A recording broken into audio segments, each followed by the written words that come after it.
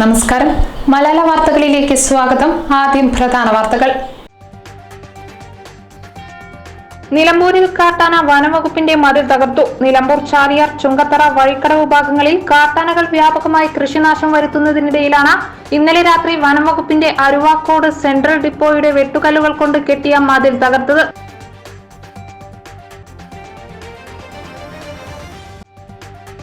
വേനലിൽ വെള്ളം തേടി കാട്ടാനകൾ നാട്ടിലിറങ്ങുന്നത് ഒഴിവാക്കാൻ കാട്ടിൽ കുളം കുഴിച്ചു വനംവകുപ്പ്. വഴിക്കടവ് റേഞ്ചിലെ നെല്ലിക്കുത്ത് സ്റ്റേഷൻ പരിധിയിൽ കുട്ടിക്കുന്നിലാണ് വനസംരക്ഷണ സമിതിയുടെ നേതൃത്വത്തിൽ കുളം നിർമ്മിച്ചത്.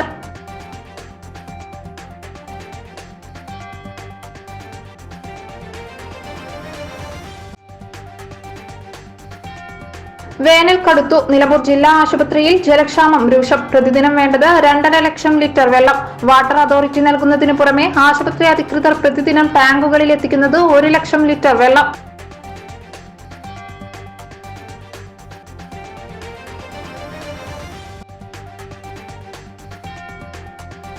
നിലമ്പൂർ മേഖലയിൽ വ്യാപകമായി ഉണ്ടായ മഞ്ഞപ്പിത്തബാധയെ തുടർന്ന് നിലമ്പൂർ ബ്ലോക്ക് പഞ്ചായത്ത് വിവിധ വകുപ്പുതല യോഗം ചേർന്ന് സ്ഥിതിഗതികൾ വിലയിരുത്തി കർമ്മ പദ്ധതികൾ ആവിഷ്കരിച്ചു.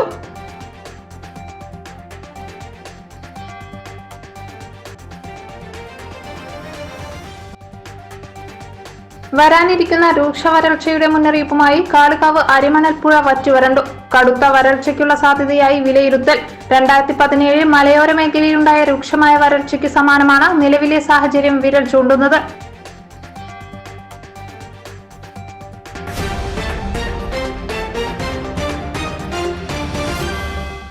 വാർത്തകൾ വിശദമായി. നിലമ്പൂരിൽ കാട്ടാന വനംവകുപ്പിന്റെ മതിൽ തകർത്തു. നിലമ്പൂർ ചാലിയാർ ചുങ്കത്തറ വഴിക്കടവ് ഭാഗങ്ങളിൽ കാട്ടാനകൾ വ്യാപകമായി കൃഷിനാശം വരുത്തുന്നതിനിടയിലാണ് ഇന്നലെ രാത്രി വനംവകുപ്പിന്റെ അരുവാക്കോട് സെൻട്രൽ ഡിപ്പോയുടെ വെട്ടുകല്ലുകൾ കൊണ്ട് കെട്ടിയ മതിൽ തകർത്തത്. നിലമ്പൂരിൽ കാട്ടാന വനംവകുപ്പിന്റെ മതിൽ തകർത്തു. നിലമ്പൂർ ചാലിയാർ ചുങ്കത്തറ വഴിക്കടവ് ഭാഗങ്ങളിൽ കാട്ടാനകൾ വ്യാപകമായി കൃഷിനാശം വരുത്തുന്നതിനിടയിലാണ് ഇന്നലെ രാത്രി വനംവകുപ്പിന്റെ അരുവാക്കോട് സെൻട്രൽ ഡിപ്പോയുടെ വെട്ടുകല്ലുകൾ കൊണ്ട് കെട്ടിയ മതിൽ തകർത്തത്. മതിൽ ഇന്നലെ രാത്രി ആന വന്നിട്ട് ഒരു 6:30ക്ക് ശേഷം വന്നതാണ്. അപ്പൊ നിരന്തരമായിട്ട് ഇവിടെ ആനന്റെ ഒരു ശല്യമുണ്ട് ഇത് എല്ലാം ചെയ്താണ്. ഈ ഡിപ്പോന്റെ മതിലാണ് പൊളിച്ചിരിക്കുന്നത്. അപ്പോൾ ഇന്നലെ ഒരു അർദ്ധരാത്രി ഒരു 6:30-7 മണി സമയമായപ്പോൾ വന്നു എന്നാണ് ഇവിടെ വാച്ചർമാരൊക്കെ പറയുന്നത്. ഇവിടെ നിരന്തരമായിട്ട് ഇതിന്റെ ശല്യം ഇത് ഒരുപാട് റിപ്പോർട്ട് ചെയ്തതാണ്. പേപ്പറിലും എല്ലാ മീഡിയാസിലും എല്ലാം നിരന്തരമായിട്ട് വരുന്ന ഒരു സംഭവമാണ്.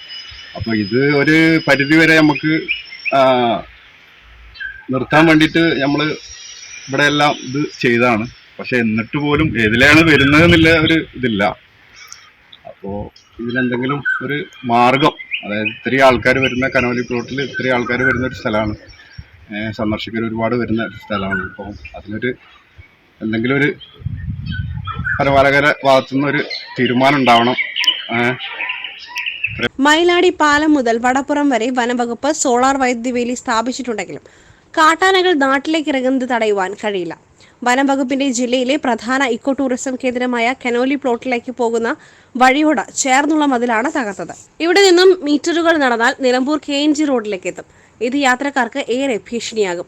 കാട്ടാന മതിൽ തകർക്കുന്ന സമയത്ത് വനംവകുപ്പിന്റെ താൽക്കാലിക ജീവനക്കാർ ഡിപ്പോയ്ക്കുള്ളിൽ ഉണ്ടായിരുന്നു. വേനലിൽ വെള്ളം തേടി കാട്ടാനകൾ നാട്ടിലിറങ്ങുന്നത് ഒഴിവാക്കാൻ കാട്ടിൽ കുളം കുഴിച്ച വനംവകുപ്പ്. വഴിക്കടവ് റേഞ്ചിലെ നെല്ലിക്കുത്ത് സ്റ്റേഷൻ പരിധിയിൽ കുട്ടിക്കുന്നിലാണ് വനസംരക്ഷണ സമിതിയുടെ നേതൃത്വത്തിൽ കുളം നിർമ്മിച്ചത്. 11 മീറ്റർ നീളവും വീതിയും 3 മീറ്ററോളം താഴ്ചയിലും നിർമ്മിച്ച കുളത്തിൽ യഥേഷ്ടം വെള്ളമുണ്ട്. പുതിയ കുളത്തിൽ ആനക്കൂട്ടം എത്തി വെള്ളം കുടിക്കുവാനും തുടങ്ങി. രാത്രിയിൽ ആനക്കൂട്ടം കുളത്തിന് പരിസരത്താണ് തങ്ങുന്നത്. നെല്ലിക്കുത്ത് സ്റ്റേഷൻ പരിധിയിലെ വനപ്രദേശത്ത് വിവിധയിടങ്ങളിലായി 6 കുളങ്ങൾ നേരത്തെ നിർമ്മിച്ചതുമുണ്ട്. ഈ കുളങ്ങളിൽ വേനലിൽ വെള്ളം വറ്റാറില്ല. ഇത്തവണ വേനലിന്റെ തുടക്കത്തിൽ തന്നെ കാട്ടുചോലകൾ ഉൾപ്പെടെയുള്ള ജലസ്രോതസ്സുകൾ വറ്റിത്തുടങ്ങിയതോടെ വന്യമൃഗങ്ങൾ കുളങ്ങളെയാണ് വെള്ളത്തിന് ആശ്രയിക്കുന്നത്. കരിയമ്പുരിയം മുണ്ടേരി വനമേഖലകളിലും വനസംരക്ഷണ സമിതികളുടെ നേതൃത്വത്തിൽ കുളങ്ങൾ നിർമ്മിച്ചിട്ടുണ്ട്. വേനൽ കടുത്തു. നിലമ്പൂർ ജില്ലാ ആശുപത്രിയിൽ ജലക്ഷാമം രൂക്ഷം. പ്രതിദിനം വേണ്ടത് 2.5 ലക്ഷം ലിറ്റർ വെള്ളം. വാട്ടർ അതോറിറ്റി നൽകുന്നതിനു പുറമെ ആശുപത്രി അധികൃതർ പ്രതിദിനം ടാങ്കറുകളിൽ എത്തിക്കുന്നത് 1 ലക്ഷം ലിറ്റർ വെള്ളം. വേനൽ കടുത്തു. നിലമ്പൂർ ജില്ലാ ആശുപത്രിയിൽ ജലക്ഷാമം രൂക്ഷം. പ്രതിദിനം വേണ്ടത് 2.5 ലക്ഷം ലിറ്റർ വെള്ളം. വാട്ടർ അതോറിറ്റി നൽകുന്നതിന് പുറമെ ആശുപത്രി അധികൃതർ പ്രതിദിനം ടാങ്കറുകളിൽ എത്തിക്കുന്നത് 1 ലക്ഷം ലിറ്റർ വെള്ളം. നിലമ്പൂർ ജില്ലാ ആശുപത്രിയിലെ 2 കിണറുകളും വറ്റിയതോടെയാണ് കഴിഞ്ഞ ഒരാഴ്ചയായി ജലക്ഷാമം അതിരൂക്ഷമായത്. ആശുപത്രി സൂപ്രണ്ട് ഡോക്ടർ ഷിനാസ് ബാബു മുൻകൈ എടുത്ത് പുറത്തുനിന്നും ടാങ്കറിൽ വെള്ളം എത്തിച്ചാണ് പ്രതിസന്ധി ഒരു പരിധിവരെ നേരിടുന്നത്. വാട്ടർ അതോറിറ്റിയുടെ ജലവിതരണം മുടക്കമില്ലാതെ തുടരുന്നുണ്ടെങ്കിലും കിണറുകൾ വറ്റിയതോടെയാണ് പുറത്തുനിന്നും വെള്ളം ടാങ്കറിൽ എത്തിക്കേണ്ട അവസ്ഥയുണ്ടായത്. 50 ഡയാലിസിസ് രോഗികൾക്കായി പ്രതിദിനം 30,000 ലിറ്റർ വെള്ളം വേണം. കൂടാതെ 200ഓളം കിടപ്പ് രോഗികൾക്കും ഒപ്പം നിൽക്കുന്നവർക്കുമായി ആവശ്യത്തിന് വെള്ളം വേണം. ആശുപത്രി മുഴുവൻ പ്രതിദിനം ക്ലീൻ ചെയ്യുവാനും ഉൾപ്പെടെ ആയിരക്കണക്കിന് ലിറ്റർ വെള്ളം വേണം. കിണറുകൾ വേനൽക്കാലത്ത് വറ്റുന്ന സാഹചര്യത്തിൽ അടിയന്തര നടപടികൾ ആവശ്യമാണ്. നിലമ്പൂർ ഗവൺമെന്റ് മോഡൽ UP സ്കൂളിന്റെ കിണറുകളിൽ നിലവിൽ വെള്ളമുണ്ട്. ഇവിടെ നിന്നും ജില്ലാ ആശുപത്രി ടാങ്കറുകളിലേക്ക് വെള്ളം പമ്പ് ചെയ്യുവാൻ അനുമതി ആവശ്യപ്പെട്ട് നഗരസഭാ ചെയർമാനും ജില്ലാ പഞ്ചായത്തിനും കത്ത് നൽകിയിട്ടുണ്ടെന്ന് ആശുപത്രി സൂപ്രണ്ട് അറിയിച്ചു. നിലവിൽ 2 സെന്റ് സ്ഥലം കിണർ കുഴിക്കാൻ ലഭിക്കണം. എങ്കിലേ പ്രശ്നത്തിന് ശാശ്വത പരിഹാരം കണ്ടെത്തുവാൻ കഴിയും. നിലവിൽ കുഴൽ കിണർ കുഴിക്കാനുള്ള ശ്രമം നടത്തിയെങ്കിലും അടിഭാഗത്ത് പാറയില്ലാത്തതിനാൽ ഉപേക്ഷിക്കേണ്ടി വന്നു. ഒരു രക്ഷയുമില്ലെങ്കിൽ ചാലിയാർ പുഴയിൽ നിന്നും വെള്ളം എത്തിക്കേണ്ടി വരും. 5000 ലിറ്റർ വെള്ളം വണ്ടിയിൽ എത്തിക്കുവാൻ 2000 രൂപ ചിലവ് വരും. ഇത്തരത്തിൽ 20 ട്രിപ്പ് വെള്ളം ഒരു ദിവസം അടിക്കേണ്ടി വരുന്നുണ്ട്. ഇത് ആശുപത്രിക്ക് വലിയ ബാധ്യതയാകും. ജില്ലാ പഞ്ചായത്തും നിലമ്പൂർ നഗരസഭയും ഇടപെട്ട് UP സ്കൂളിലെ കിണറുകളിൽ നിന്നും വെള്ളം പമ്പ് ചെയ്യാൻ സൗകര്യമൊരുക്കണം. ആദിവാസികൾ ഉൾപ്പെടെ ലക്ഷക്കണക്കിന് ആളുകൾ ആശ്രയിക്കുന്ന ആശുപത്രി എന്ന നിലയിൽ ചികിത്സ തേടിയെത്തുന്ന രോഗികൾ ഡിസ്ചാർജ് ചെയ്തു പോകേണ്ട അവസ്ഥ ഉണ്ടാകും മുൻപ് ഒഴിവാക്കേണ്ടതാണ്. ആശുപത്രി അധികൃതർ അവർക്ക് കഴിയും വിധം ജലക്ഷാമ പ്രതിസന്ധി മറികടക്കുവാൻ ശ്രമിക്കുന്നുണ്ടെങ്കിലും പൂർണ്ണമായും പരിഹരിക്കാൻ കഴിയാത്ത അവസ്ഥയുണ്ട്. ജില്ലാ പഞ്ചായത്ത് ഈ വിഷയത്തിൽ അടിയന്തര ഇടപെടൽ നടത്തുമെന്ന പ്രതീക്ഷയിലാണ് രോഗികളും നാട്ടുകാരും ആശുപത്രി അധികൃതരും. ഇക്കാര്യത്തിൽ അടിയന്തര HMC വിളിക്കണമെന്ന ആവശ്യവും ശക്തമാണ്. നിലമ്പൂർ മേഖലയിൽ വ്യാപകമായി ഉണ്ടായ മഞ്ഞപ്പിത്തബാധയെ തുടർന്ന് നിലമ്പൂർ ബ്ലോക്ക് പഞ്ചായത്ത് വിവിധ വകുപ്പ് തല യോഗം ചേർന്ന് സ്ഥിതിഗതികൾ വിലയിരുത്തി കർമ്മ പദ്ധതികൾ ആവിഷ്കരിച്ചു.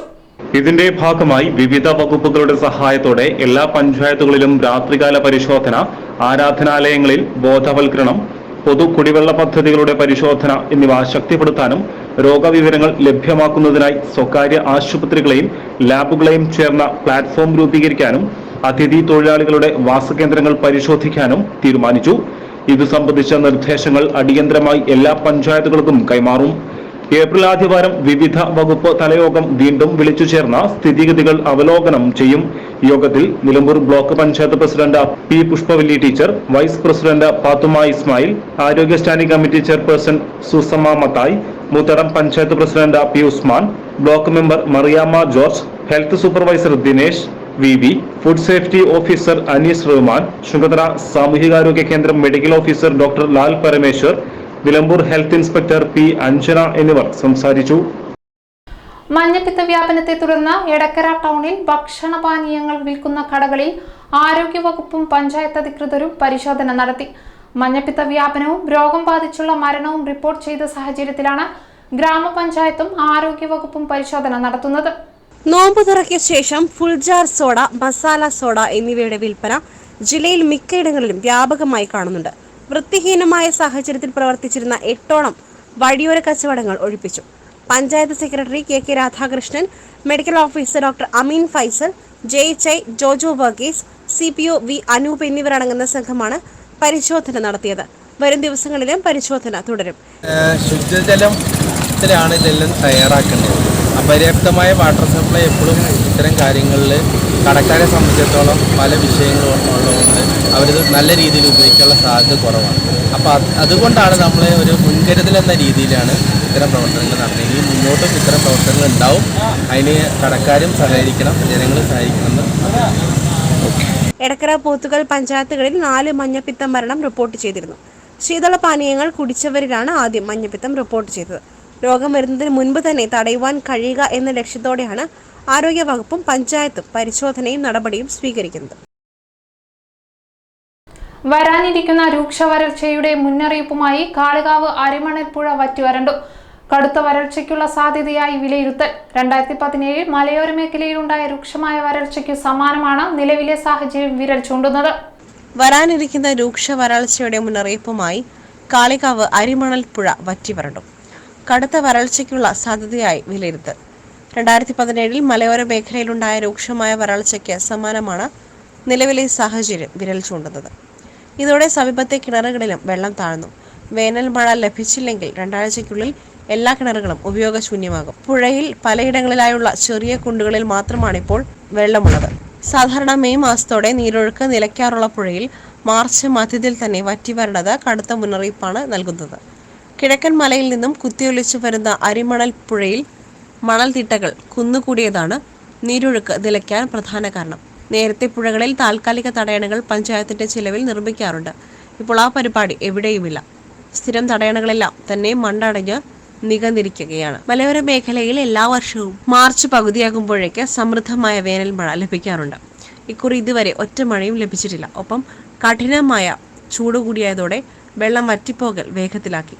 അതിനു പുറമെ പുഴയിൽ നിന്നും കൃഷി ആവശ്യത്തിന് വെള്ളം പമ്പ് ചെയ്യുന്നതും വ്യാപകമായതാണ് വേഗത്തിൽ പുഴ വറ്റുന്നതിന് മറ്റൊരു കാരണം. എക്സൈസ് വകുപ്പ് വിമുക്തി മിഷന്റെ നേതൃത്വത്തിൽ സംഘടിപ്പിച്ച വിമുക്തി ഷോർട്ട് ഫിലിം മത്സരത്തിൽ നേട്ടം കരസ്ഥമാക്കി കാരക്കുന്ന് ഗവൺമെന്റ് ഹൈസ്കൂൾ. മത്സരത്തിൽ 3ാം സ്ഥാനമാണ് കാരക്കുന്ന് ഹൈസ്കൂൾ കരസ്ഥമാക്കിയത്.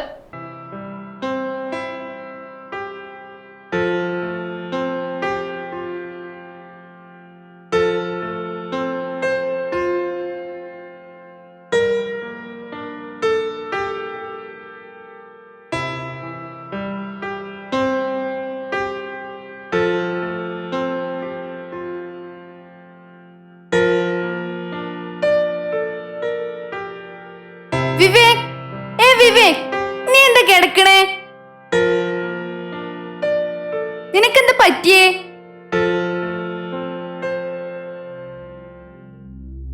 വിവേക്, നിനക്കെന്താ പറ്റിയേ? എന്റെ അസുഖണ്ടോ? എന്നോട് പറ. എന്താ പ്രശ്നം? എന്താ പറ്റിയേ? ഒന്ന് പറ വിവേക്, പറ. എന്താ പ്രശ്നം? പറ വിവേക്. വിവേക്,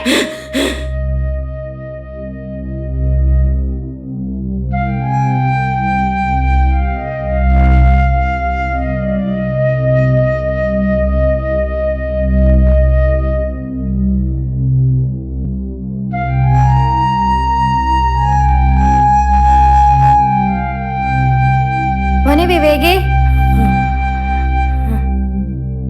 മോനെ ചായ കുടിക്ക്. വേണ്ട, നീ രാവിലെ ഒന്നും കഴിച്ചില്ലല്ലോ, ഇതെങ്കിലും ഒന്ന് കുടിക്കും മോനെ. വേണ്ടെന്ന് പറഞ്ഞതല്ലേ നാശം. എന്താ മോനെ, എന്താ നിനക്ക് പറ്റി? അമ്മയോട് പറ. എന്റെ പൊന്നുമോനല്ലേ, നിനക്ക് എന്താ വേണ്ടേ? സംസ്ഥാന എക്സൈസ് വകുപ്പ് വിമുക്തി മിഷന്റെ നേതൃത്വത്തിൽ സംസ്ഥാന തലത്തിൽ ലഹരിക്കെതിരെ നാട്ടിലൊരു സിനിമ എന്ന പ്രമേയത്തിൽ സംസ്ഥാന തലത്തിൽ ഹ്രസ്വചിത്ര മത്സരം സംഘടിപ്പിച്ചിരുന്നു. അതിൽ ഹൈസ്കൂൾ വിഭാഗത്തിലാണ് 3ാം സ്ഥാനവുമായി കാരക്കുന്ന് ഗവൺമെന്റ് ഹൈസ്കൂൾ നേട്ടം കൈവരിച്ചത്. 7000 രൂപയും പ്രശസ്തി പത്രവും അടങ്ങുന്നതാണ് അവാർഡ്. ജില്ലാതലത്തിൽ നടത്തിയ മത്സരത്തിലും കാരക്കുന്ന് ഗവൺമെന്റ് ഹൈസ്കൂൾ 1ാം സ്ഥാനത്ത് എത്തിയിരുന്നു. ഹൈസ്കൂളിലെ വിവിധ ക്ലാസുകളിൽ പഠിക്കുന്ന വിദ്യാർത്ഥികളാണ് അധ്യാപകരുടെയും മഞ്ചേരി എക്സൈസ് റേഞ്ച് ഓഫീസിന്റെയും നേതൃത്വത്തിൽ സ്കൂളിൽ പ്രവർത്തിക്കുന്ന ലഹരി വിരുദ്ധ വിമുക്തി ക്ലബ് അംഗങ്ങൾ പുനർജനി എന്ന പേരിൽ ഷോർട്ട് ഫിലിം തയ്യാറാക്കിയത്. സ്കൂളിലെ വിമുക്തി ക്ലബിന്റെ കോർഡിനേറ്റർ വി ഷഹർബാന്റെ നേതൃത്വത്തിൽ ലഹരി വിരുദ്ധ പ്രവർത്തനങ്ങൾ കാര്യക്ഷമമായി നടക്കുന്ന ഒരു വിദ്യാലയം കൂടിയാണ് GHSS കാരക്കുന്ന്. വയനാട് ലോക്സഭാ മണ്ഡലം UDF സ്ഥാനാർത്ഥി രാഹുൽ ഗാന്ധിയുടെ വിജയത്തിനായി വണ്ടൂർ നിയോജക മണ്ഡലം UDF convention Wandoor Puliyakode KT convention സെന്ററിൽ വെച്ച് നടന്നു. Convention UDF chairman MM Hassan ഉദ്ഘാടനം ചെയ്തു. രാജ്യത്തിന്റെ ജനാധിപത്യത്തെയും മതേതരത്വത്തെയും തകർത്താൻ ഇനി ഒരു തെരഞ്ഞെടുപ്പിൽ ഉണ്ടാവില്ല. പുറത്ത് സംസ്ഥാനങ്ങളാണ്, രാജ്യം മുഴുവൻ ഇത് അവസാനത്തെ തെരഞ്ഞെടുപ്പായിരിക്കും എന്ന് ആനന്ദത്തുകാർ ഈ അവരുടെ ഡിസ്പ്ലേ ക്യാമ്പയിനിൽ പറയുന്നത് നടത്തിക്കൊണ്ടിരിക്കുകയാണ്. ഇത് ഇന്ത്യയുടെ അവസാനത്തെ തെരഞ്ഞെടുപ്പായി മാറും എന്ന് അവരുടെ ആഗ്രഹം, അതിന് പൂർണ്ണമായും ആ ആഗ്രഹത്തെ തകർത്തുകൊണ്ട് ഈ തെരഞ്ഞെടുപ്പിനൊരു ജനവിധി ഇന്ത്യ രാജ്യത്ത് ജനാധിപത്യ മതേതരവാദികൾ നൽകും എന്ന ഉറച്ച വിശ്വാസമാണ്. ചടങ്ങിൽ UDF വണ്ടൂർ നിയോജക മണ്ഡലം പ്രസിഡന്റ് P ഖാലിദ് അധ്യക്ഷത വഹിച്ചു. AP Anilkumar MLA, PK Basheer MLA, advocate UA Latheef MLA, youth Congress സംസ്ഥാന president Rahul Mamkootathil, DCC president advocate VS Joy, KPCC general സെക്രട്ടറിമാരായ Alipatta Jameela, Aryadan Shoukath, E Muhammad Kunhi, KT Ajmal, KC കുഞ്ഞി മുഹമ്മദ്, VA തങ്ങൾ, Joji K Alex, TP Gopalakrishnan, Shaijal Edappatta തുടങ്ങിയവർ പങ്കെടുത്തു. കേരളോത്സവത്തിൽ ദേശഭക്തിഗാന മത്സരത്തിൽ ജില്ലയെ പ്രതിനിധീകരിച്ച് A ഗ്രേഡോടെ 3ാം സ്ഥാനം കരസ്ഥമാക്കിയ ചാലിയാർ പഞ്ചായത്തിന്റെ യുവഗായകർക്ക് നാടിന്റെ ഊഷ്മള സ്വീകരണം. ദേശഭക്തിഗാന മത്സരത്തിൽ വിജയികളായ ടീമംഗങ്ങളെ ക്ലബ് കോർഡിനേഷൻ കമ്മിറ്റിയുടെ നേതൃത്വത്തിലാണ് പൊന്നാട അണിയിച്ച് ആദരിച്ചത്.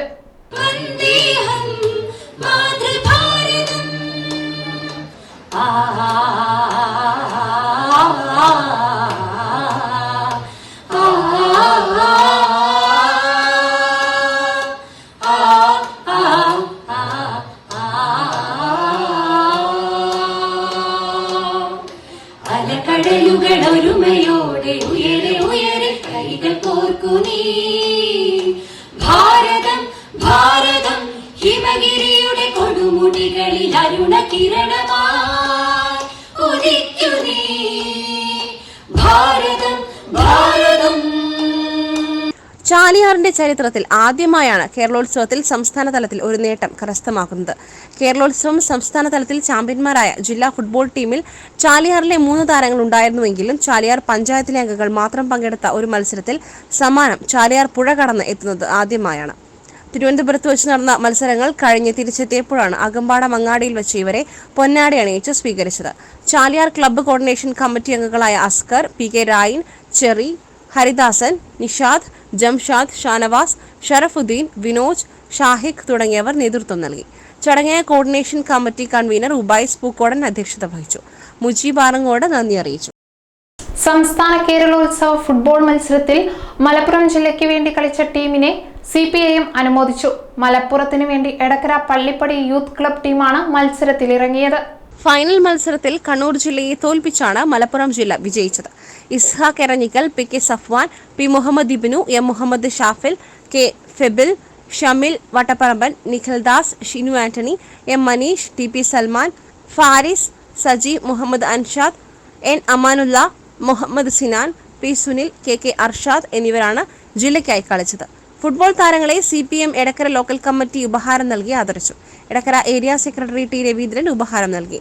ഏരിയ കമ്മിറ്റി അംഗം P Mohanan, local secretary PK Jishnu, block panchayat അംഗം സോമൻ പാർലി, PN അജയ്കുമാർ, S ജയപ്രകാശ് എന്നിവർ സംസാരിച്ചു. ലോക വനദിനത്തോടനുബന്ധിച്ച് വാണിയമ്പുഴ AVSS ബോധവൽക്കരണ ക്ലാസ് സംഘടിപ്പിച്ചു. മനുഷ്യ വന്യജീവി സംഘർഷം, അഗ്നിപ്രതിരോധം എന്നീ വിഷയങ്ങളിലാണ് ക്ലാസ് നടത്തിയത്. നിലമ്പൂർ നോർത്ത് ACF രവീന്ദ്രനാഥ് ഉദ്ഘാടനം ചെയ്തു. ചടങ്ങിൽ Yuvavani arts and sports club, miracle arts and sports club എന്നിവർക്കുള്ള സ്പോർട്സ് കിറ്റ് വിതരണവും നടന്നു. സമിതി പ്രസിഡന്റ് ഗോപി ഇരുട്ടുകുത്തി അധ്യക്ഷത വഹിച്ചു. BFO സജി ജോൺ ക്ലാസുകളെടുത്തു. സെക്രട്ടറി ജയകുമാർ സ്വാഗതം പറഞ്ഞു. ഇതോടെ ഈ വാർത്താ ബുള്ളറ്റിൻ സമാപിക്കുന്നു. നമസ്കാരം.